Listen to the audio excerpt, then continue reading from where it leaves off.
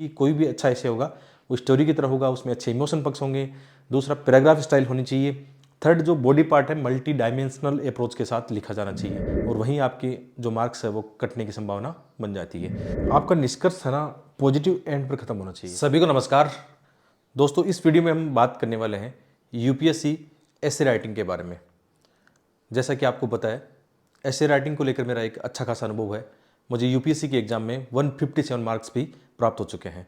जब 4 बार मेंस लिखा तो चारों ही बार ऐसे के पेपर ने मेरे मार्क्स में अच्छी भूमिका निभाई है। तो मैं चाहता हूँ जो भी ये वीडियो देख रहा है उनके लिए काफ़ी ये इम्पोर्टेंट साबित हो, और जो इस बार 2023 के एग्ज़ाम दे रहे हैं, 2024 की अपनी प्लानिंग बना रहे हैं, उसमें बहुत ज़्यादा वीडियो काम आने वाला है। तो आशा करता हूँ वीडियो को आप लाइक शेयर जरूर करोगे। साथ में अभी जो ऐसे की एक बहुत ही शानदार आपको यहाँ पे मैं स्ट्रेटेजी के साथ एक मॉडल आंसर भी बताने वाला हूँ। वो मॉडल आंसर आपको मिल जाएगा अपने टेलीग्राम पर, जिसका लिंक वीडियो के डिस्क्रिप्शन में है, या आप टेलीग्राम में सर्च भी कर सकते हो अपने चैनल के नाम से। ठीक है, सबसे पहले हम थोड़ी सी स्ट्रेटेजी पे बात करते हैं। हाल ही में जैसे मैं यूपीएससी मेंस 2023 दे रहे बच्चों के साथ में काफ़ी ऐसे को लेकर इंटरेक्शन किया, उनकी कॉपियाँ मैंने चेक किए।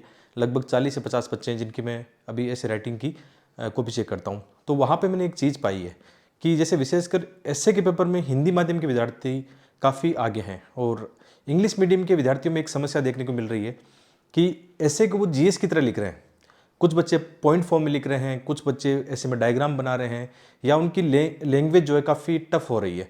तो इन बिंदुओं पे भी बात करना चाहूँगा, क्योंकि आप जैसे यदि मार्किंग पैटर्न देखते हो तो इंग्लिश मीडियम के विद्यार्थियों के तुलनात्मक ऐसे के पेपर में कम मार्क्स देखने को मिले हैं। इस साल के मार्क्स भी आप देखोगे 2022 के या उससे पहले भी, तो कहीं ना कहीं कुछ खामियां हैं। तो उन खामियों पे हम बात करेंगे, और साथ में आप इस चीज़ को जरूर सीखोगे कि ऐसे के पेपर में क्या चीज़ें मायने रखती है। तो सबसे पहले हम ऐसे की एक ओवरऑल 1-2 मिनट में हम एक अच्छी स्ट्रेटेजी जानते हैं। जैसे ऐसे के पेपर में आपको क्या करना चाहिए। यूपीएससी के ऐसे के पेपर की हम बात करें यदि, तो बड़ी भूमिका होती है। बच्चे एक गलती ये भी करते हैं कि सीधे एग्जाम में जाकर लिखते हैं, पहले से तैयारी नहीं करते हैं। बहुत सारे बच्चे क्या करते हैं, जीएस के जो पेपर है 1 to 3 के अंदर काफ़ी टाइम देते हैं, महीने 2 महीने पढ़ते हैं। मार्क्स आते हैं, जैसे जीएस 3 में आपने इस साल देखा मार्क्स 60-70 के आसपास मार्क्स थे, जबकि ऐसे के पेपर में इससे दुगुना, मतलब लगभग 150 या 140 नंबर तो आराम से लिए जा सकते हैं, इजीली लिए जा सकते हैं। थोड़ा सा आप काम करोगे, 4-5 ऐसे घर पे लिख लोगे। एक ऐसे के पेपर में भ्रांति ये भी कि फिलोसफिकल जो ऐसे आजकल आते हैं, बच्चे क्या करते हैं, फिलोसफिकल ऐसे में बहुत सारे थिंकर, कोट, थ्योरेटिकल पार्ट बहुत ज़्यादा लिखते हैं, वहीं ऐसे में मार्क्स कम आने लगते हैं। तो फिलोसफिकल ऐसे का मतलब ये नहीं है कि उसमें आप बहुत सारे कोटेशन, बहुत सारी दोहे कहानियाँ, या जो थिंकर है प्लेटो, अरस्तु, बहुत सारे वेस्टर्न थिंकर, इंडियन थिंकर आप उसमें भरने लग जाओगे। आपका ऐसे अच्छा नहीं होगा। कोई भी ऐसे आए, चाहे फिलोसफिकल आए या जीएस, जैसे जीएस टॉपिक पे कोई ऐसे आए, आपको करना क्या है, उसको व्यवहारिक दृष्टिकोण से लिखना है। जो भी हमारे आसपास में आप देखो समस्याएं हैं, आप सामाजिक, आर्थिक, इन्वायरमेंट, ठीक है, जो भी समस्या आप देखते हो उस ऐसे के टाइटल से उनके साथ आपको मैच कराना है, और कोशिश करना है उसका आप सॉल्यूशन भी बताओ। ठीक है, तो ऐसे की यदि हम बात करें, जैसे ऐसे में 3 पार्ट होते हैं, उसकी थोड़ा सा मैं एक भूमिका बता देता हूँ, और आपका ऐसे कैसे होना चाहिए।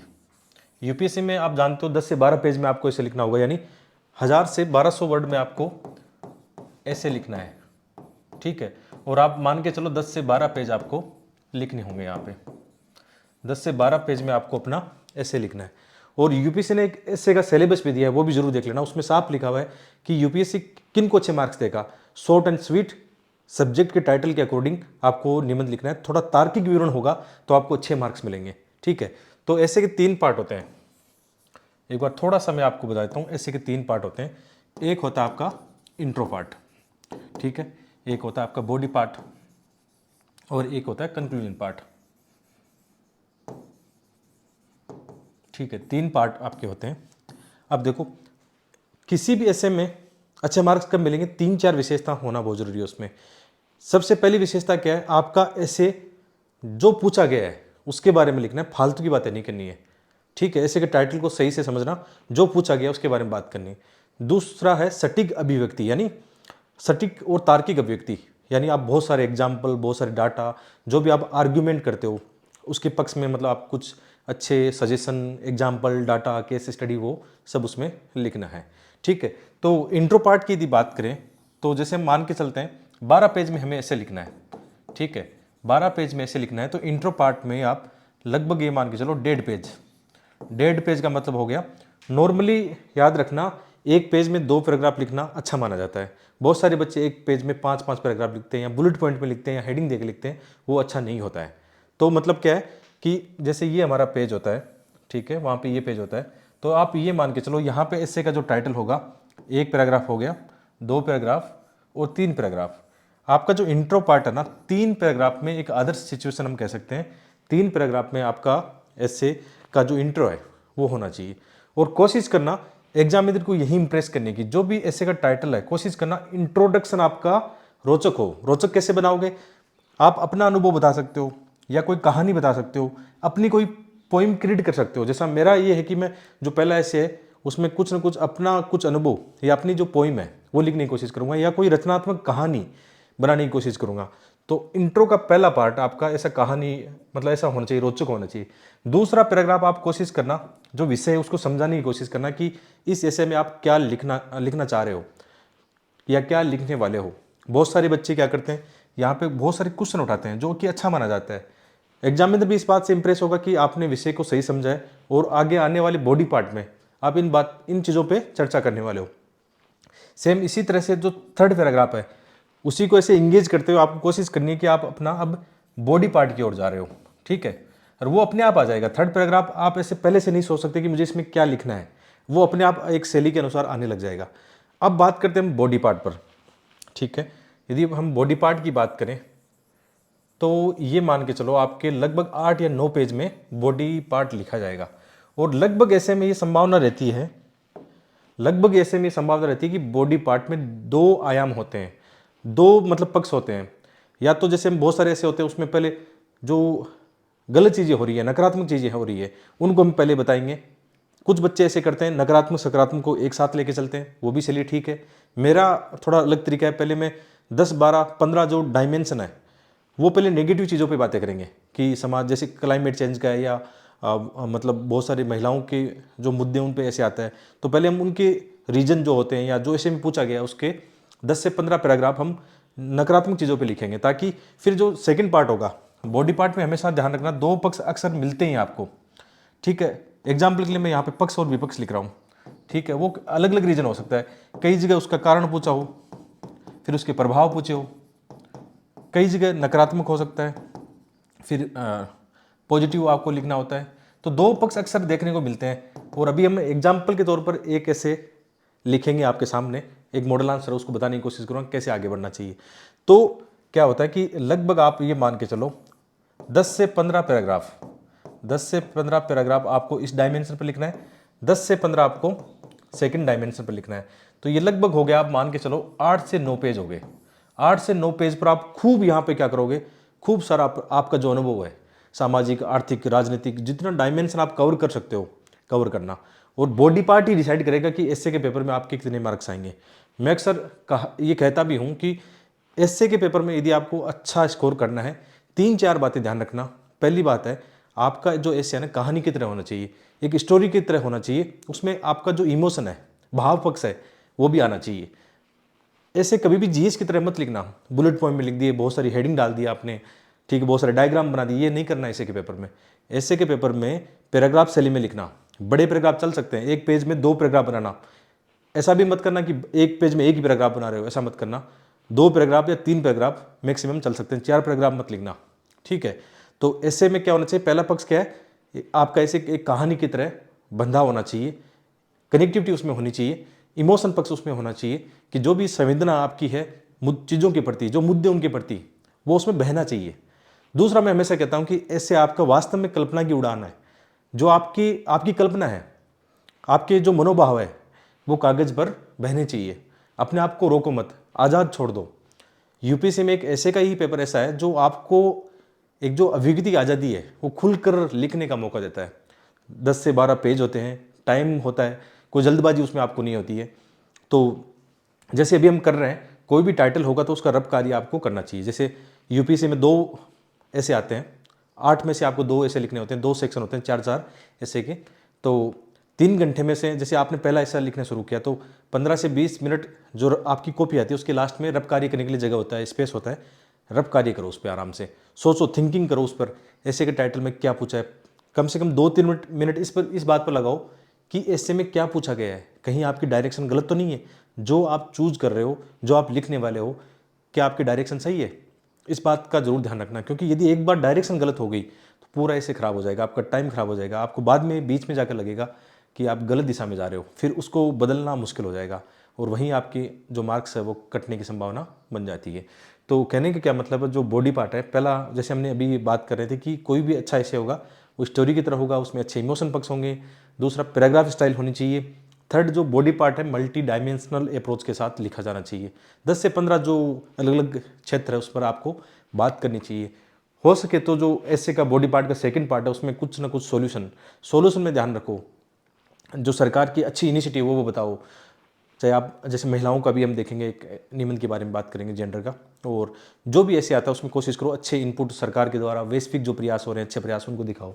इसी तरह से जो आपका लास्ट कंक्लूजन पार्ट होता है वो भी लगभग आप मान के चलो 3 पैराग्राफ में एंडिंग होगी, आप ये पेज मान के चलो लास्ट में कंक्लूजन में, ठीक है, ऐसा हो सकता है 2 पैराग्राफ और 3 पैराग्राफ में, मतलब ये पहले से बना के चलते हो। जैसे मेरा यही होता है कि मैं पहले से बना के चलता हूँ कि मुझे 3 पैराग्राफ इंट्रोडक्शन पार्ट पे लिखने, कभी कभी हो सकता है 4 हो जाते हैं, वो अपने आप आता है, वो शैली होती है, जब लिखते हो तो पता नहीं लगता, लेकिन एक आइडियल सिचुएशन आपको बता रहा हूँ।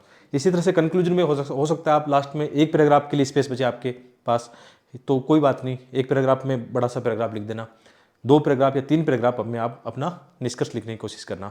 तो ये एक मैंने आपको रफ कार्य बता दिया कि एक ऐसे का क्या होता है, एक ऐसे में बढ़िया मार्क्स कैसे मिलेंगे। थोड़ा सा बॉडी पार्ट में एक चीज़ आपको बताना चाहूँगा कि जैसे बॉडी पार्ट में बच्चों के सामने दिक्कत क्या आती है कि मल्टी डायमेंशन कैसे लिखें इसको, मतलब बहुआयामी दृष्टिकोण से इसको हम लिखें तो कैसे लिखें, क्या हमारे पास उपाय हो सकते हैं, तो उसके बारे में थोड़ा सा हम देख लेते हैं एक बार। जैसे बॉडी पार्ट में ध्यान रखो मल्टी डायमेंशन कैसे लिखा जाएगा। आपको अपना जीएस का सिलेबस याद है ना, हमेशा मेरे माइंड में ये रहता है कि मैं इन पक्षों पे लिखूंगा। आपका GS1 का सिलेबस हो गया, GS2 का हो गया, GS3 जो मेंस का है, और GS4। आप इसमें ध्यान, आपको पता है कि सबसे पहला इसमें पार्ट है हिस्ट्री का पार्ट है, ठीक है, फिर बाद में इसमें सोसाइटी है, बाद में इसमें जियोग्राफी है, ठीक है, इसी तरह पार्ट 2 में पॉलिटी है, राजव्यवस्था है, इसमें गवर्नेंस भी है, ठीक है, इसमें भी सोशल जस्टिस है, IR इसमें है, इसी तरह इसमें इकोनॉमी है GS3 में, एग्रीकल्चर आपका है, ठीक है, इसमें साइंस और टेक है, इसमें डिजास्टर मैनेजमेंट है, ठीक है, इसमें इंटरनल सिक्योरिटी भी है, ये आपका इथिक्स का पार्ट आ गया। इथिक्स में बहुत सारे आपके वैल्यूज सिस्टम आ गए। तो बॉडी पार्ट पर जब हम मल्टी डायमेंशनल बनाएंगे तो आपके माइंड में चीज़ें आ जाएगी ना कि मुझे historical, society, geography, IR, polity, इन सब मुद्दों पे मुझे लिखना है, तो आपका ऐसे अपने आप डाइवर्सिटी उसमें आ जाएगी। यदि आपको ये कन्फ्यूजन हो रही है ना कि कैसे मल्टी डायमेंशनल अप्रोच से बनाएंगे, तो ये आपकी हेल्प करेगा। इसको हम सॉफ्टवेयर मान सकते हैं, ऐसे का एक सॉफ्टवेयर है जो आपको हेल्प करने वाला है पहले से ही, और जब बार बार ऐसे राइटिंग की प्रैक्टिस करोगे तो एक शैली बन जाएगी। और मैं दावे के साथ कह सकता हूँ यदि आपको टॉप 100 में या तो टॉप 200 में आना हो तो ऐसे के पेपर में आपकी एक बड़ी, मतलब आप कह सकते हो ऐसे का पेपर बड़ी भूमिका निभाने वाला आपके। आपने देखा होगा कि बहुत सारे जो टॉपर्स हैं या बहुत सारे जिनके GS में कम मार्क्स हैं या ऑप्शनल सब्जेक्ट में मार्क्स कभी कभार कम आ जाते हैं, तो ऐसे का पेपर उसकी आपूर्ति कर देता है। मेरे आपने मेंस में मार्क्स देखे, जैसे एक बार 821 मेंस के एग्जाम में मार्क्स आए ना, तो उसमें आपने देखा ऐसे के पेपर में 157 मार्क्स हैं, मेरे ऑप्शनल सब्जेक्ट में 250 के आसपास है, तो उसने कवर करा दिया। यानी 821 आपके मेंस में आते तो आपकी UPSC में सिलेक्शन की संभावना 99% हो जाती है, और इंटरव्यू में आपका स्कोर ठीक ठाक मिल जाए तो 100% फिर आपकी संभावना बढ़ जाती है। तो ऐसे, और जैसे मैं आपको इथिक्स के पेपर भी आपको पढ़ाता आया हूँ, तो इन दोनों पेपर की बड़ी भूमिका होती है। ऐसे इथिक्स और ऑप्शनल सब्जेक्ट ऐसा है, 4 पेपर ये ऐसे हो जाएंगे आपके जो आपको कभी भी धोखा नहीं देंगे, आपके सिलेक्शन में इनकी बड़ी भूमिका होगी। बाकी GS 1 2 3 में ऊपर नीचे होता रहता है, कोई डिसाइड नहीं कर सकता। जैसे GS 3 में कई बार 150 आ रहे हैं तो GS 3 में कई बार 60 भी आ रहे हैं, GS 2 में भी ऐसा होता है, GS फर्स्ट में भी ऐसा होता है। तो ये मोटा मोटी मैंने आपको ऐसे की एक स्ट्रेटेजी बता दी कि क्या ध्यान रखना है। अब आते हैं हम अपने ऐसे पर, ठीक है। आज हम जिस ऐसे पे बात करने वाले हैं, ये मॉडल आंसर आपके सामने है, बहुत ही अच्छा, बहुत ही शानदार। आप इसमें ये देखना कैसे पैराग्राफ स्टाइल लिखी है, कैसे एक पैराग्राफ दूसरे पैराग्राफ के साथ में कनेक्टिविटी दिखा रहा है, कैसे अच्छे से इसमें एग्जाम्पल होंगे। ठीक है, तो हम शुरू करते हैं पहले टाइटल से। यहाँ पे देखो ये ऐसे आपके सामने, जब भी आप वहाँ पे यूपीसी में अपना ऐसे चूज करो ना, सोच समझ कर चूज करना, क्योंकि एक बार आपने गलत चूज कर लिया तो मुश्किल हो जाएगा।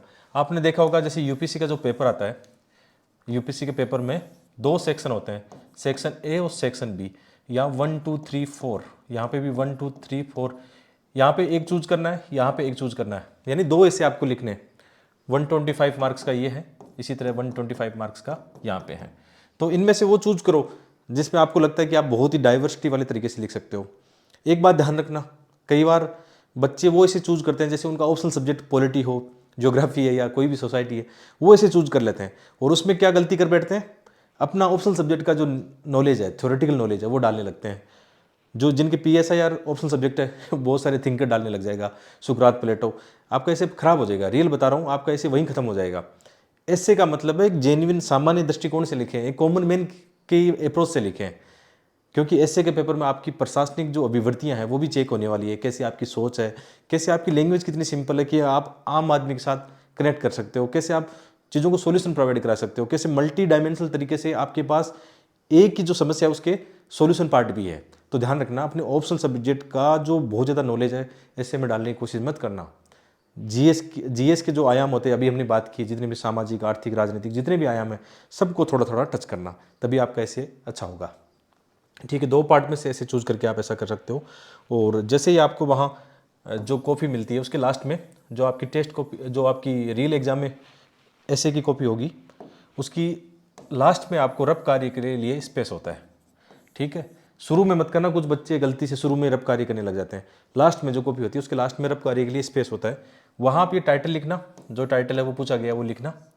और अब कम से कम 15 या 20 मिनट या आधी घंटा भी हो सकता है, लेकिन एटलीस्ट 15 से 20 मिनट इस पे बिताना कि जैसे ये ऐसे का टाइटल यहाँ पे लिखा है, इसको तोड़ना, क्या क्या इसके कीवर्ड है। जैसे यहाँ पे जेंडर है, ठीक है, यहाँ पे जेंडर कीवर्ड है, यहाँ पे डिस्क्रिमिनेशन, ठीक है, जो भेदभाव है वो, और ये आगे है हार्म्स एवरीवन, ये मतलब हर किसी को नुकसान पहुंचाता है। यानी जेंडर बेस्ड जो डिस्क्रिमिनेशन होता है वो सभी को नुकसान पहुंचाता है, सोसाइटी, फैमिली, आप ये कह सकते हो सभी को, आप किसी भी देश को, है ना, सभी चीज़ों को प्रभावित करता है। और इसमें भी ध्यान रखना, जेंडर में बहुत सारे बच्चे केवल महिलाओं को लिख के आ जाएंगे। आपको जो अन्य जेंडर्स डिस्क्रिमिनेशन हो रहे हैं, चाहे आप LGBT जो समुदाय है उनके बारे में लिखना है आपको, जो थर्ड जेंडर उनकी जो समस्या है उनको भी ऐसे में दिखाना है। आप चाहो तो इसमें वैश्विक एग्जाम्पल लिख सकते हो। जैसे ऐसे में कोई ऐसा नहीं लिखा है कि ये इंडिया के दृष्टिकोण से लिखना है, तो आप चाहो तो वैश्विक एग्जाम्पल भी आपके इसमें आ सकते हैं। अदरवाइज जैसे आपको ये लिखना है कि मुझे इस ऐसे को भारतीय दृष्टिकोण से लिखना है, तो वो भी आप लिख सकते हो, जैसा कि मैंने इसमें लिखने का प्रयास किया है। ठीक है, तो सबसे पहले आपको क्या करना है, यही मेरा तरीका है कि मैं कम से कम 15 से 20 मिनट क्या करूँगा, लिखूंगा। जैसे यहाँ पर अब कार्य में लिखूंगा कि मुझे इंट्रो में क्या लिखना है, मुझे इंट्रो में मेरी एक स्टोरी लिखनी है। स्टोरी क्या हो सकती है, जैसे हाल ही मैंने कोई मूवी देखी है, वेब सीरीज देखी है, कोई बुक पढ़ी है मैंने, या कोई पोइम पढ़ी है, इस ऐसे के साथ वो मैच कर रही है तो वो लिखूंगा। जैसे इसमें देखना, मैं आपको प्रैक्टिकल और रब कार्य दोनों एक साथ दिखाऊंगा यहाँ पे। जैसे हाल ही मैंने क्या देखा है, यहाँ पे देखो कितना रोचक बनाने की कोशिश की है। हाल ही मैंने एक Tamil web series sweet Kaaram coffee देखी, जिसमें एक दादी, उनकी बहू और पोती की कहानी को दिखाया गया है। इसमें तीनों पीढ़ी की महिलाओं के साथ होने वाले लिंग आधारित भेदभाव, देखो ऐसे का टाइटल क्या है, लिंग आधारित भेदभाव। तो हमारी कहानी क्या मैच करी, इसके साथ मैच करी है। इसको बहुत ही गहराई और मार्मिक तरीके से दिखाया गया है, जहाँ तीनों महिलाएं अपने स्वतंत्र वजूद की तलाश में पूरे देश में घूमने के लिए निकल जाती है। देश के विभिन्न भागों और लोगों से मिलने पर उन्होंने पाया या उनको एहसास हुआ कि पूरे देश में ही है, तो मतलब जो पुरुषों को सभी क्षेत्रों में निर्णय लेने की आज़ादी है, या हम जानते हैं कि जेंडर बेस्ड डिस्क्रिमिनेशन है वो देखने को मिलता है। वहीं महिलाओं पर पेट्रियार्की के जो निर्णय है वो थोप कर उन्हें जंजीरों में जकड़ दिया जाता है। तो एक बहुत ही रोचक इंट्रोडक्शन हमारी कहानी शुरू हुई है। एग्जामिनर को पढ़ने में मज़ा आएगा, क्योंकि सब बच्चे अलग अलग तरीके से लिख रहे हैं। यहाँ पे आपके ऐसे में नवाचार है, तो एग्जामिनर जानना चाहेगा कि यार ये क्या है, स्वीट कार्म कॉफ़ी क्या है, क्या इसमें ऐसा दिखाया गया है, उसका भी मन करेगा कि मैं आज जाके देखूँ। मतलब रोचक होना जरूरी है। ठीक है, पहला ये हमारा क्या हो गया, तो मैंने रबकारी में लिखूंगा कि हाँ मैंने ये मूवी देखी है या ये बुक मैंने पढ़ी है, मैं इसका कॉन्टेक्स्ट यहाँ पे लिखने की कोशिश करता हूँ। ठीक है, दूसरा ये होगा कि सेकंड जो पैराग्राफ है इंट्रोडक्शन का, उसमें कोशिश करेंगे कि यार ये होता क्या है, लिंग आधारित भेदभाव होता क्या है, क्यों होता है, क्या कारण है, क्या समाधान है, इन बिंदुओं पर जानने की कोशिश करेंगे। ठीक है, और थर्ड पैराग्राफ में थोड़ा सा दिखाएंगे कि मतलब किन किन समूह के साथ में, या थोड़ा सा ऐसे को डिफाइन कर देंगे। ठीक है, तो इंट्रोडक्शन में मेरा ये पहले से तय है कि मैं 3 पैराग्राफ में लिखूंगा। तो देखो आप आगे चेक करते हैं कि यार मैंने लिखा या नहीं लिखा, ऐसे रफ कार्य कर रहा हूँ तो चेक करते हैं। यहाँ पे देखना, अब आगे जानने की कोशिश करते हैं कि लिंग आधारित भेदभाव क्या है। क्वेश्चन क्वेश्चन उठाएं कुछ, देखना मतलब लिंग आधारित भेदभाव के लिए सभी के लिए खतरा है, ऐसे की डिमांड क्या है, सभी के लिए खतरा है। तो क्या इसको जानेंगे, क्या खतरा है। ठीक है, तो लिंग आधारित भेदभाव को समाप्त कैसे कर सकते हैं, क्या वास्तव में हमारे देश में या वैश्विक स्तर पर ऐसे इनिशिएटिव लिए जा रहे हैं जिससे लिंग आधारित भेदभाव समाप्त किया जा सकता है, क्या पहले की तुलना में कम हुआ है। तो ऐसे क्वेश्चन उठाओ आप, है ना। सेकंड पैराग्राफ में ऐसे की जो थीम है उसके हिसाब से आपने क्या किया है, क्वेश्चन उठाए हैं। थर्ड पैराग्राफ में चलते हैं। तीसरे पैराग्राफ में क्या लिखा गया है कि लिंग आधारित भेदभाव से तात्पर्य क्या है। अब उसको डिफाइन कर दिया कि ये क्या है। ठीक है भाई, क्या है, तो हम सिर्फ किसी शारीरिक संरचना में अंतर होने के कारण हम किसी एक लिंग की तुलना में दूसरे लिंग के समूह को सर्वश्रेष्ठ मानने की गलती कर बैठते हैं। ठीक है, तो एक भ्रांति तो है ये कि मतलब कोई महिला है, पुरुष से अलग है तो उसको अलग तरीके से ट्रीटमेंट किया जाएगा। कोई थर्ड जेंडर है तो उसको हम समाज में उसको महत्व नहीं देंगे, उसको पढ़ने का मौका नहीं देंगे, उसको कौशल विकास का मौका नहीं देंगे। तो यही तो है लिंग आधारित भेदभाव। ठीक है, तो इसमें ये भी है, एग्जाम्पल देकर, चाहे महिलाओं की तुलना में हम पुरुषों को ज़्यादा महत्व देते हैं, या फिर महिलाओं व पुरुषों की तुलना में हम थर्ड जेंडर को महत्व ही नहीं समझ बैठते हैं। यही तो हमने देखा है हमारी सोसाइटी में कैसे, मतलब जो LGBT समुदाय या थर्ड जेंडर है उसको हम, जो उनके मूल अधिकार है उनसे भी वंचित कर रहे हैं। ये हमारी सोसाइटी की गलती है, हमारे परिवारों की गलती है कि हमने ऐसे मूल्य नहीं दिए, ऐसे मूल्य नहीं सिखाए हैं बच्चों को, ऐसे संवेदनशील मुद्दों पर बात करने से हम डरते हैं। तो यही तो है भेदभाव। यहीं से तो क्या होता है, जो लिंग आधारित भेदभाव है उसकी शुरुआत होती है। ठीक है, यहीं से तो इसकी शुरुआत होती है। तो ये हमने 3 पैराग्राफ में पहले हम बता चुके हैं आपको कि जो रब कार्य हम कर रहे हैं उसमें आपका पहला क्या होगा, इंट्रो होगा। तो आपने रब कार्य में पहले से लिख लिया, मुझे 3 पैराग्राफ में इसको लिखना है। पहले में कोई कहानी हो सकती है, कोई कविता हो सकती है, कोई कोटेशन हो सकता है। ठीक है, आजकल कोटेशन बहुत लिखते हैं। या आपका कोई व्यवहारिक अनुभव, आपने कोई मूवी देखी है, आपने कोई वेब सीरीज देखी है, आपने कोई बुक पढ़ी है, यदि वो ऐसे के टाइटल से मैच कर रही है उस कहानी को आप बता सकते हो। ये सब भी नहीं आता आपको तो आजकल इंट्रोडक्शन पार्ट में आप चाहो तो कोई बहुत सारी अच्छी कोई रिपोर्ट आती है, इंडेक्स आता है, उससे भी शुरू कर सकते हो। जरूरी नहीं कि आपको ये रटना पड़ेगा, नवाचार के लिए रटना जरूरी नहीं है, आप खुद क्रिएशन कर सकते हो एग्जाम हॉल के दौरान। मैं ऐसा करता हूँ, 4 बार मेंस लिखा है निबंध के पेपर में, हर बार अच्छे मार्क्स लेकर आया हूँ। तो ये सब चीज़ें की है वहाँ पे। सेकंड जो अपना पैराग्राफ है उसमें क्या करना है, कुछ क्वेश्चन उठाने हैं कि ऐसे में आपको क्या क्या करना है, क्या क्या पूछा गया या क्या इसके डायमेंशन हो सकते हैं।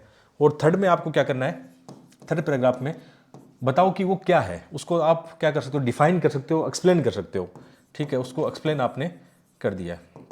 तो 3 पैराग्राफ हमने पहले डिसाइड किए थे, 3 पैराग्राफ लगभग हो चुके हैं। अब देखो सीधा बॉडी पार्ट में जाएंगे।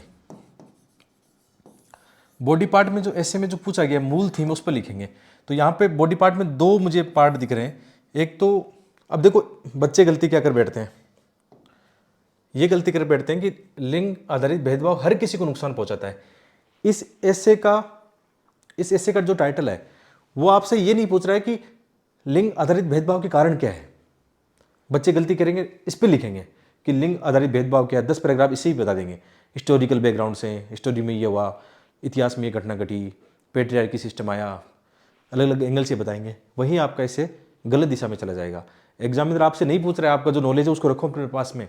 एग्जामिनर आपसे पूछ रहा है कि लिंग आधारित भेदभाव हर किसी को नुकसान पहुंचाता है, आपको इस थीम पर लिखना है। बॉडी पार्ट किस पर लिखना है, इस थीम पर लिखना है कि ये कैसे, हर किसी को नुकसान कैसे पहुंचाता है। आपका पूरा फोकस, आपके सभी पैराग्राफ उस पर होने चाहिए कि लिंग आधारित भेदभाव हर किसी को नुकसान कैसे पहुंचाता है। अलग अलग एग्जाम्पल सामाजिक आर्थिक दृष्टिकोण से। तो ध्यान रखना, भटकना मत। ऐसे में क्या पूछा गया इस बात पर गौर करना। ये आपके पास नॉलेज है, बहुत सारे लोग लिखेंगे इस पर, गलती करेंगे। जैसे ये ऐसे मैंने हाल ही में जो अपने मेंटरशिप बैच है उसमें दिया था, 50% बच्चे इसी दिशा में चले गए और उनका ऐसे खराब हो गया। ठीक है, इस बात का ध्यान रखना। तो आगे बढ़ते हैं, बॉडी पार्ट पर बढ़ते हैं। ऐसे को टाइटल से सही से समझना। तो इसमें क्या है, बॉडी पार्ट की थीम क्या है कि जो भेदभाव है हर किसी को नुकसान पहुंचाता है। लिंग आधारित भेदभाव है सभी को कह सकते हो, चलो सभी को नुकसान पहुंचाता है। तो इस पे लिखना है आपको। इस पे आपके पास अब क्या है, 10 से 12 पैराग्राफ, 10 से 12 पैराग्राफ आप इसको मतलब उस आर्थिक दृष्टिकोण से बता सकते हो, सामाजिक दृष्टिकोण से बता सकते हो, राजनीतिक दृष्टिकोण से बताओ इसको, इसको आप साइंस एंड टेक के दृष्टिकोण से बताओ। ऐसे करके आपको 10 से 12 पैराग्राफ इसमें लिखाने हैं कि इन सब चीज़ों में नुकसान हुआ है, हर एक क्षेत्र में नुकसान हुआ है किसका, लिंग आधारित भेदभाव का।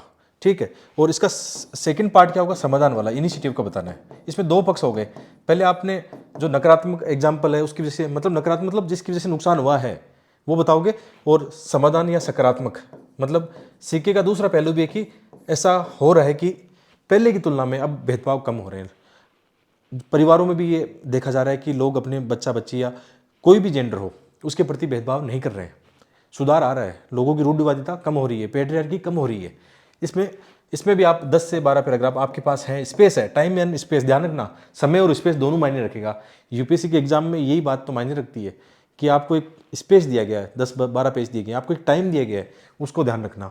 लास्ट में आपको लगे कि अब आपको लास्ट में कंक्लूजन भी लिखना है, स्पेस कम है, तो लास्ट में कुछ पैराग्राफ छोटे भी हो सकते हैं। ठीक है, हम पहले 2 पैराग्राफ लिख रहे थे, लास्ट में 3 पैराग्राफ भी पेज में आ सकते हैं। ये डिसीजन आप कब लोगे, ऑन द स्पॉट लोगे कि हाँ मेरे पास लास्ट में 1-1.5 पेज कंक्लूजन के लिए भी बचना चाहिए। तो आगे बढ़ते हैं बॉडी पार्ट में कि क्या हमने मल्टी डायमेंशन तरीके से लिखने की कोशिश की है।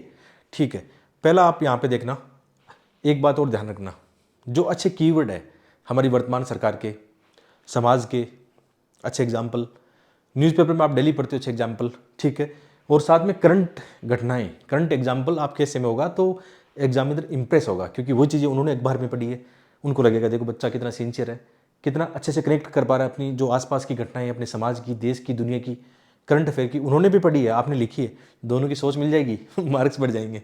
सत्य है ये घटना, ऐसा होता है, मैं ऐसा करके आता हूँ और मार्क्स मिलते हैं, अच्छे मार्क्स मिलते हैं। ठीक है, आपको भी मिलेंगे। तो बढ़ते हैं इसमें। अब आप देखो कैसे इसको लिखते हैं कि जैसे जब हम आज़ादी का अमृत महोत्सव, देखो ये आजकल हमारे सरकार का आप देखोगे सभी जगह आप न्यूज़पेपर में देखने को मिलेगा। तो आज जब हम आज़ादी का अमृत महोत्सव है, 75वीं वर्षगांठ मना रहे हैं, साथ ही हम G20 की अध्यक्षता कर रहे हैं, क्योंकि वहाँ पे बहुत सारे मुद्दों को उठा रहे हैं और उसमें हम बात कर रहे हैं किसकी, वसुधैव कुटुंब की बात कर रहे हैं। अब ये कीवर्ड देखो, इनको हाईलाइट करना है, मतलब हाईलाइट का मतलब क्या, हाईलाइट की जगह अंडरलाइन करना है, इनको रियल एग्जाम में अंडरलाइन करना है। एग्जाम इधर पूरा पैराग्राफ नहीं पड़ेगा आपका, जो आपने अच्छे कीवर्ड लिखे हैं, ये कीवर्ड है इनके। जैसे दोबारा से आते हैं, ये आपके कीवर्ड है जो मैंने अंडरलाइन कर रखे हैं।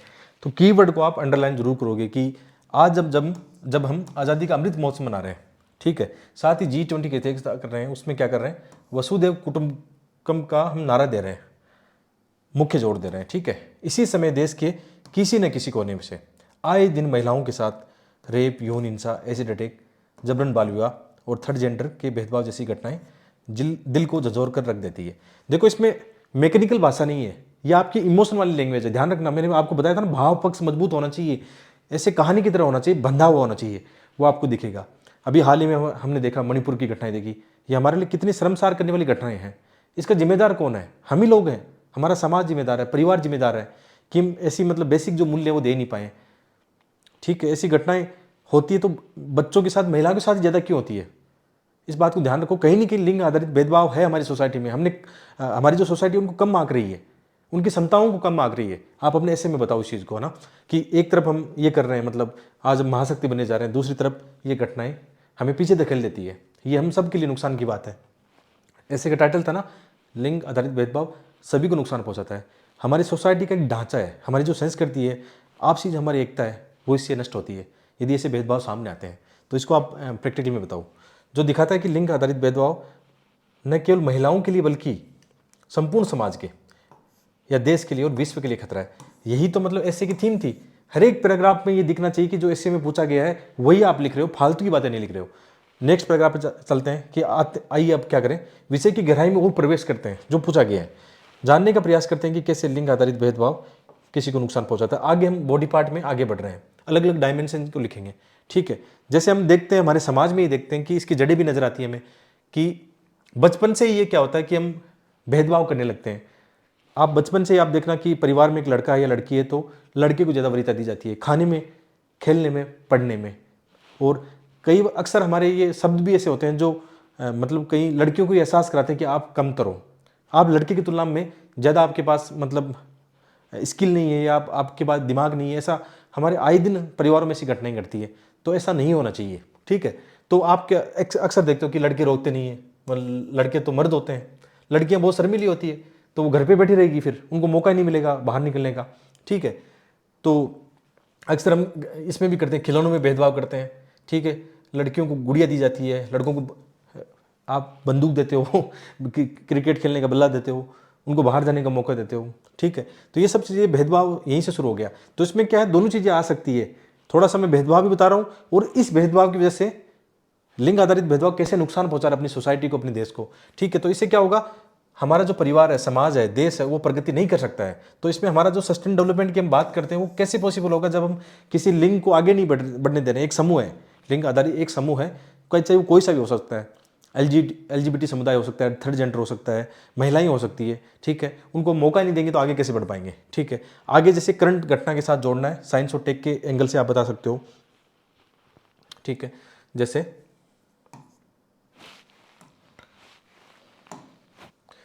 आज हम चंद्रयान 3 की खुशियां मना रहे हैं, अंडरलाइन करना, करंट घटना को जोड़ना है, उसके सफल प्रक्षेपण पर हम बहुत ज़्यादा खुशियां मना रहे हैं, जिसमें आपने देखा होगा कितनी महिला वैज्ञानिकों का उसमें योगदान है। कई नाम भी आप लिख सकते हो यहाँ पे। और हमने ये भी देखा कि जैसे सुनीता है, विलियम्स है, कल्पना चावला है, कैसे उन्होंने अपने सपनों को आसमान में पूरा किया, हमारे देश का नाम रोशन किया। यदि हम ये जो चुनिंदा एग्जाम्पल है, हम इनको मौका नहीं देते, तो कैसी विज्ञान की प्रगति होती, हम सबका मतलब नुकसान होता। और ना जाने कितनी सुनीता कल्पना को हमने आगे बढ़ने नहीं दिया, उनको अवसर ही नहीं दिए, उनके पंख हमने पहले ही काट दिए, उड़ने से पहले ही उनके पंख काट दिए। तो ना जाने कितनी ऐसी लड़कियां या दूसरे जो ऐसे लिंग आधारित समूह हैं, ठीक है, वो देश की प्रगति में योगदान दे सकते थे, विज्ञान में योगदान दे सकते थे, हमने उनको मौका ही नहीं दिया। तो उसका नुकसान हुआ कि विज्ञान में नुकसान हुआ। ऐसे आपने जोड़ा। आगे बढ़ते हैं, जैसे हाल ही में एक जेंडर गैप रिपोर्ट आई है, उसमें भी ये बताया कि भारत की रैंक बहुत नीचे है। नीचे होने का कारण क्या है, जब भी ऐसी रिपोर्टें घटनाएं घटती है, उस पर हम 2-4 दिन तक न्यूज़पेपर में हौला देखते हैं। हम लोग भी अपने डिबेट करते हैं कि ये नहीं होना चाहिए, ये नहीं होना चाहिए, वो नहीं होना चाहिए, लेकिन भूल जाते हैं बाद में। हम अपने ही परिवार से शुरुआत नहीं कर पाते हैं, अपनी बेटी बहन उनके साथ हम कुछ अच्छे पॉजिटिव स्टेप नहीं ले पाते हैं, भूल जाते हैं। तो आप इनको अच्छे इंडेक्स जो डाटा है, रिपोर्ट है, उनको देख के यहाँ पे बताओ। ठीक है, तो ये आपने बताया, डाटा देख के बताया कि इसकी वजह से क्या होगा। फिर जो हम बात करते हैं कि मतलब अच्छे समाज की, अच्छी जन भागीदारी की, शिक्षा की, कौशल विकास की, उसमें हम पिछड़ जाते हैं। और फिर क्या होता है, जो ह्यूमन डेवलपमेंट, बहुत सारे ऐसे डाटा आपने देखे होंगे, HDI इंडेक्स आपने देखा होगा, उसमें हम पिछड़ जाते हैं। तो हमारा नुकसान हुआ ना। वैश्विक स्तर पर ये होता है ना कि भारत में कितनी जनसंख्या है, लेकिन कई ऐसे मानक हैं उनमें हम पिछड़े नजर आते हैं, शिक्षा, स्वास्थ्य। ये इसी कारण तो हो रहा है कि कहीं ना कहीं जो जेंडर बेस्ड डिस्क्रिमिनेशन है वो बहुत ज़्यादा है। ठीक है, आगे हम बढ़ते हैं, स्वास्थ्य के डाटा देखते हैं। आपने इसको स्वास्थ्य के दृष्टिकोण से देखा, शिक्षा, स्वास्थ्य, अलग अलग एंगल से आपको इसको लिखना चाहिए। हम कई बार रिपोर्ट में पढ़ते हैं कि हमारे देश में कुपोषण और महिलाओं में एनीमिया की समस्या काफ़ी ज़्यादा है। इसकी जड़ें कहाँ नजर आती है, वही भेदभाव में नजर आती है कि बचपन से उनको खाने पीने में भेदभाव किया गया है। बाद में भी भेदभाव होता है कि उनकी जल्दी शादी कर दी जाती है। ठीक है, बाल विवाह हो जाता है, जल्दी फिर माँ बन जाती है। तो जो बच्चे जन्म लेते हैं कहीं ना कहीं कुपोषित होंगे, ठीक है, अल्पविकसित होंगे, या जो भी उनके जो आकार हैं वो मतलब कह सकते हैं उनकी लंबाई या मानसिक जो बुद्धि का विकास है उतना नहीं हो पाता है। तो उसकी जड़ें तो है ना भेदभाव में।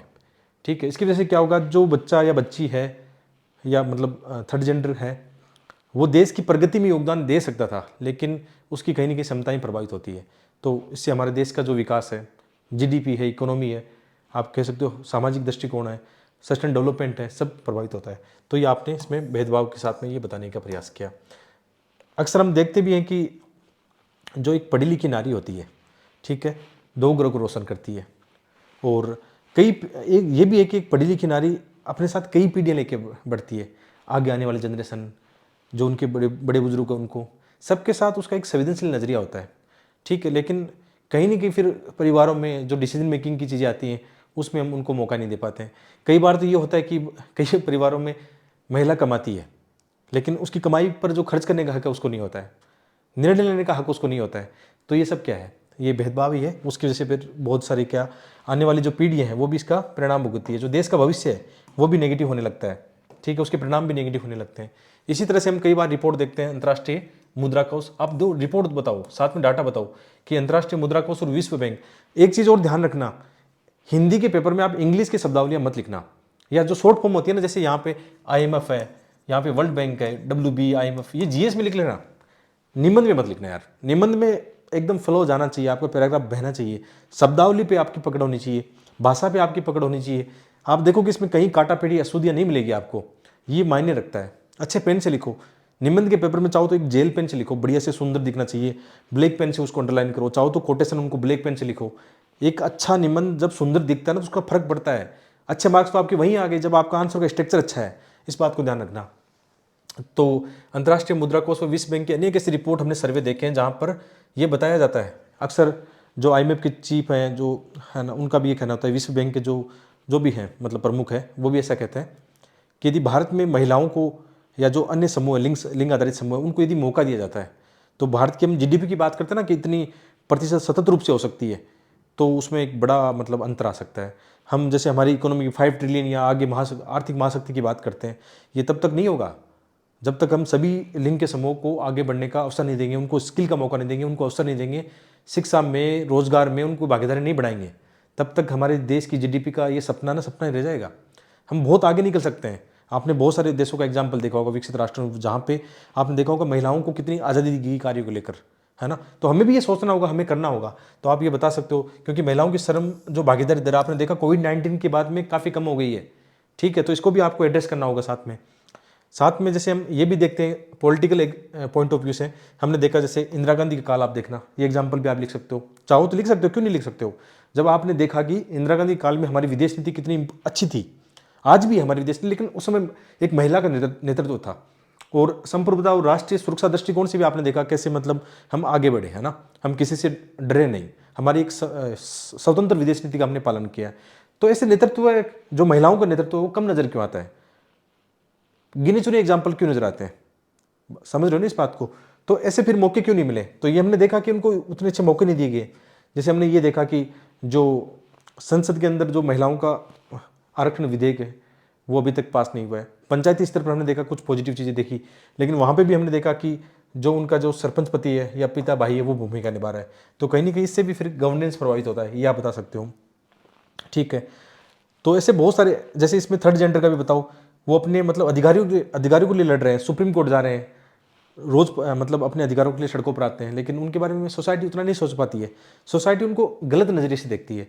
आप ये देखो, कोई भी मतलब LGBT समुदाय का या थर्ड जेंडर का है, हम लिंग आधारित उनके साथ भेदभाव करते हैं तो कितना नुकसान हो सकता है, हो रहा है। और हमने देखा है कि यदि इनके साथ हम समान अवसर देते तो न जाने इनमें से ही मतलब ये जो समूह है जिनको हम हाशिए पर धकेल देते हैं, उनमें से न जाने कितने कलाकार, लेखक, नेतृत्वकर्ता, वैज्ञानिक नजर आते। तो ये नुकसान हो गया ना। हमें हर एक पैराग्राफ में थीम को मत बोलो जो ऐसे की थीम है। इसी तरह से हम भ्रष्टाचार को इसमें बता सकते हैं। ये से आपको टेलीग्राम पे मिल जाएगा, ठीक है। ये PDF में आपको टेलीग्राम पे शेयर कर दूंगा, ठीक है। टेलीग्राम का मैं यहाँ पे नाम भी लिख देता हूँ, नाम जो अपने यूट्यूब का नाम है वही टेलीग्राम का, study IAS with Dharmendra Jakhar, ठीक है। ये अपने टेलीग्राम का नाम है, तो आप टेलीग्राम से जुड़ जाओ। वहाँ पे मैं हिंदू की PDF आपको देता हूँ, कभी कभी मैं अच्छे मॉडल आंसर लिखता हूँ वहाँ पे शेयर करता हूँ, और अच्छे निबंध वगैरह भी वहाँ पे शेयर किए जाते हैं, तो आप वहाँ पे जुड़ सकते हो, ठीक है। तो ये हम देख रहे हैं कि अलग अलग दृष्टिकोण से बताया है। तो ऐसा करके कितने पैराग्राफ एक बार काउंट कर लेते हैं कि बॉडी पार्ट में जो हमारा एक थीम थी, ठीक है, उसमें कितने पैराग्राफ लिखे हमने, 1 2 3 4 5 6 7 8 9 10 11, लगभग 10 से 11 12 हमने पहले डिसाइड किया था कि बॉडी पार्ट में हम क्या करेंगे, जो एक पक्ष है उस पर 10 से 12 पैराग्राफ लिखेंगे। देखो आए हैं, ये ऐसे नहीं है यार ये कई सालों की मेहनत कह सकते हो आप इसको, है ना। और यही मैं सिखाना चाहता हूँ कि जो मेरा अनुभव है आप लोगों के काम आए, बिना पैसे खर्च किए। लोग कोचिंगों में आज ऐसे राइटिंग के लिए 15 से 20 हज़ार 30 हज़ार रुपये देते हैं, ठीक है। मैंने आज तक ऐसे राइटिंग एथिक्स इनके लिए 1 रुपया किसी को नहीं दिया है। यही जो फ्री रिसोर्सेज है यूट्यूब पर, ठीक है, उन्हीं से सीखने का प्रयास किया है। तो ऐसे और एथिक्स वैसे भी आपकी अपनी है यार, मतलब आपकी अपनी सोच है, आपका अपना व्यवहार है। सब कुछ ठीक होगा तो कागज़ में सही जाएगा, आपका अच्छी बुद्धि काम करेगी, विवेक काम करेगा, अच्छे आइडियाज़ आपके पास होंगे, आप थोड़े संवेदनशील हो मुद्दों को लेकर, अच्छी आपकी सोच होती है, तो अपने आप आपके अच्छे मार्क्स आने वाले हैं। एग्जामिनर आपकी ये भी देखेगा कभी कभी आपने देखा ना, किसी कोई एस्पिरेंट है, बहुत ज़्यादा उसके पास नॉलेज है, इन्फॉर्मेशन है, लिखता भी अच्छा है, लेकिन उसके मार्क्स नहीं आते हैं। आप देखते हो बहुत सारे मैंने देखे हैं, बहुत सारे की मैंने कॉपी चेक की है, मुझे ऐसा लगता है इनके बहुत ज़्यादा स्कोर आना चाहिए था। ठीक है, तो कहीं ना कहीं दिक्कत कहाँ हो जाती है, आपकी सोच या व्यवहार जब आप करते हो तो वहाँ पे कोई ना कोई नेगेटिविटी झलक जाती है, यदि आप खुद किन्हीं चीज़ों को लेकर बाइस्ड हो। ठीक है, ऐसा हो जाता है, तो ये ध्यान रखना है आपको। तो अब हम बात करते हैं और चेंज करते हैं पैराग्राफ। मैंने कोई हेडिंग नहीं दी इसके लिए, बहुत सारे बच्चे हेडिंग घुसाते रहते हैं, उनकी ज़रूरत नहीं है निबंध के पेपर में। तो यहाँ पे हम दूसरे पहलू पर बात करेंगे। चेंज करने के बहुत सारे कीवर्ड होते हैं, आइडिया होते हैं कि कैसे मैं आगे बढ़ूँ, कैसे मैं सेकंड जो डायमेंशन है उसको कवर करूँ। तो बहुत सारी ऐसी थीम होती है। ठीक है, तो यहाँ पे देखना कि सिक्के का दूसरा पहलू भी है। अभी हमने बात की बहुत सारी मतलब समस्याएं हैं, लेकिन आशा की किरण भी है हमारे समाज में, सुधार आ रहा है। उसको भी आप 8-10 पैराग्राफ में पॉजिटिव स्टेप के साथ, अच्छे अच्छे एग्जाम्पल के साथ बताओ। जैसे वर्तमान में से बहुत सारे उदाहरण, पॉजिटिव उदाहरण नजर आ रहे हैं जहाँ पे हमारे समाज व देश द्वारा लैंगिक जो भेदभाव उसको मिटाने के कई प्रयास किए जा रहे हैं। और इससे क्या होगा, निश्चित रूप से सस्टेन डेवलपमेंट की हम बात करते हैं। ये देखो, सबका साथ सबका विकास, ये हमारी वर्तमान सरकार का भी नारा है। ठीक है, और ऐसे कीवर्ड लिखो, अच्छे कीवर्ड लिखो, मन की बात से कीवर्ड लिखो, बहुत सारे अच्छे एग्जाम्पल आप नोट कर लो। और एक खुशी की बात क्या है, अभी मैं ऐसे राइटिंग की बुक लिख रहा हूँ जिसमें लगभग 40 ऐसे मैं खुद लिख रहा हूँ। ठीक है, हिंदी इंग्लिश में जल्द ही मतलब कोशिश की जाएगी 15 से 20 दिन में अपनी ऐसे राइटिंग की बुक आ जाएगी। उससे पहले लगभग अगस्त के फर्स्ट वीक में जो अपने 11 सालों के पेपर हैं, लास्ट ईयर काफ़ी हिट रहे थे, बहुत ज़्यादा आप लोगों ने प्यार दिया। अब बुक फॉर्म में, प्रिंट फॉर्म में, बुक फॉर्म में, यानी आपको हर एक जगह पर आपको वो मिलने वाली है अपने आसपास में। तो अगस्त फर्स्ट वीक में मानो, और निबंध की किताब आप मान के चलो अगस्त फर्स्ट वीक, अगस्त सेकंड वीक में आप मान के चलो निबंध की बुक भी आएगी। यानी अच्छा कंटेंट भी मैं कोशिश करूँगा। और जो अपनी एथिक्स की बुक है, अभी आपके मुखर्जी नगर में, आपके प्रयागराज में, जयपुर में, और भी सब जगह हम पहुंचा रहे हैं। ठीक है, आपके आसपास के जो बुक डिपो है, आप उनसे मतलब संपर्क करो। जो भी बुक डिपो आपके यूपीसी वाले जो कंटेंट आपको देते हैं वो आपको मंगवा के देंगे, क्योंकि अब मार्केट में अपनी बुक है, ऑफलाइन है। ऑनलाइन हम बेचते हैं आपके पास, हमारी टीम है जो, यदि आप ऑनलाइन ऑर्डर करना चाहते हो तो लिंक डिस्क्रिप्शन में, एथिक्स वाली अभी ऑनलाइन बहुत ही कम प्राइस में आपको मिल रही है।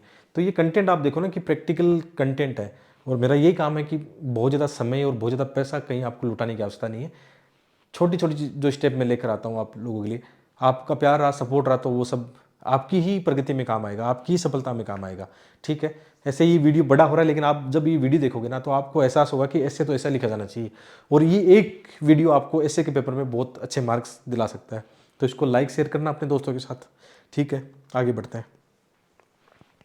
तो अभी हम सेकंड स्टेप पे जाते हैं, और हमने ये देखा कि जैसे वैश्विक स्तर पर भी हम देखें तो संयुक्त राष्ट्र संघ के द्वारा, ये देखो ये बहुत वेरी वेरी मोस्ट है, सस्टेन डेवलपमेंट जो गोल है ना, वो वास्तव में भेदभाव, जो लिंग आधारित भेदभाव, उसको कम करने में बड़ी भूमिका निभा रहे हैं। तो आपने पॉजिटिव स्टेप का वैश्विक एग्जाम्पल आपने यहाँ पे दिया। ठीक है, ऐसे ही हम देखेंगे, जैसे हमने हमारी जो अभी हाल ही में जो महिला क्रिकेटर है, उनको भी पुरुषों के समान वेतन की जो बात बहुत पुराने समय से चल रही थी, वो यहाँ पे एक पॉजिटिव स्टेप देखी गई। यानी समान कार्य समान वेतन की जो बात आती है, तो ये इससे क्या होगा, भेदभाव कम होगा, तो उससे क्या होगा, उनमें कॉन्फिडेंस आएगा। जो भी मतलब अलग लिंग वर्ग के हैं, उनमें ये कॉन्फिडेंस आएगा कि हम भी अच्छा कर सकते हैं।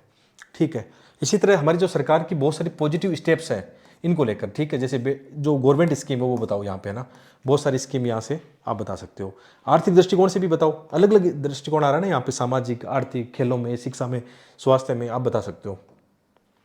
अब एक चीज़ नोटिस किया आपने, पैराग्राफ छोटे क्यों हो गए? मुझे ये लगा कि मेरे पास पेज अब कम पड़ जाएंगे। समझ रहे नहीं बात को कि मतलब लिखते समय ये ध्यान रखना अपने पास कितना स्पेस बचा है, क्या मेरे पास निष्कर्ष के लिए थोड़ा सा बचा है, क्योंकि ये लगभग मैंने 9-10 पेज में लिखने का पहले प्रयास था कि इसको 10 पेज में लिखना है मुझे, तो उसी हिसाब से मैं अपना टाइम मैनेजमेंट कर रहा था। यदि मेरे पास टाइम और स्पेस होता तो मैं मेरे पैराग्राफ वो बड़े वाले रखता जो शुरू में रखे थे, लेकिन यहाँ पे थोड़े पैराग्राफ छोटे कर दिए क्योंकि मुझे पूरे डायमेंशन भी कवर करने हैं। तो ये डिसीजन भी ले लेना, 12 पेज वैसे आते हैं तो फिर ये छोटे पैराग्राफ करने की नीड नहीं होती वहाँ पे, है ना। ठीक है, तो ये हमने देखा। इसी तरह से हमने राजनीतिक दृष्टिकोण से देखा, पंचायती स्तर पर जो पॉजिटिव स्टेप है, उसकी वजह से आज हमने देखा पंचायती स्तर पर काफ़ी मतलब महिला जनप्रतिनिधि जो है अच्छा काम कर रही है। इसी तरह से थर्ड जेंडर के साथ आप बता सकते हो कि आज उनकी आवाज़ उठने लगी है, जो परिवार है, सोसाइटी, वो साथ देने लगी है, अच्छे संकेत नज़र आने लगे हैं। ठीक है, इसी तरह हम सिविल सेवा में कुछ एग्जाम्पल दे सकते हैं। इस साल मतलब कितनी लड़कियाँ सिविल सेवा में टॉप 4, टॉप 10 में है या टॉप 100 में, वो आप अच्छे एग्जाम्पल पॉजिटिव स्टेप बता सकते हो। लास्ट में फिर क्या होगा, जैसे अब हम क्या करें, धीरे धीरे निष्कर्ष की ओर बढ़ रहे हैं। थोड़ा सा और मुझे इसमें 2-4 पैराग्राफ आते तो और मैं लिख सकता था, लिख सकते हो, आपकी मर्जी है। ठीक है, और अब जैसे हम लास्ट में बढ़ते हैं कि जैसे शुरू में हमने दादी बहू और पोती की जो कहानी देखी थी ना, कहानी की जिक्र किया था, वो घर से अपने वजूद की तलाश में, अपनी स्वतंत्रता की तलाश में बाहर निकलती है, पूरे देश का दौरा करती है, भ्रमण करती है, बहुत सारी चीज़ें सीखती है। उनको एहसास होता है कि हमारी तो ज़िंदगी मतलब ऐसे ही बर्बाद हो गई है ना, हमें मौके क्यों नहीं दिए गए।